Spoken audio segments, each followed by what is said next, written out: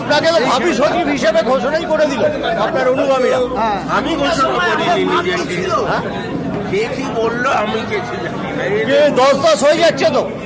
আমার একটা রিকোয়েস্ট, খালি স্বাধীন টাকা আমার গ্রাউন্ড সেক্রেটারি করবে। আমরা একদম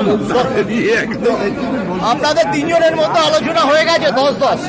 মাঠ কি ছিল বলো? আমি কিচ্ছু জানি না। আমি আজকে প্রেস করবো না। দেখো আমি কোনো চাই না, ভুল বোঝাবুঝি। আমি আজকে প্রেস করবো না। সোমবার একসাথে নমিনেশন দেবেন? হ্যাঁ, সোমবার আমরা প্রেস করবো একসাথে। একসাথে দেবাশিস বাবু এবং আপনি। দেবাশিস বাবু সভাপতি হচ্ছেন, আপনি সচিব। এসব জানি না। আমরা দুপুরটাকে চাইতে দেবেন আমরা ওইটা মানবো না কিন্তু। এই যে আমি যেমন হয়েছিল আমার দুপুরটা দিয়ে সভাপতি না হয়। উনি একটা কথা বলেছেন, বলুন। মোহনবাগান নির্বাচনে খেলা শেষ, এই মন্দিরতলাতে খেলা শেষ হয়ে গেল।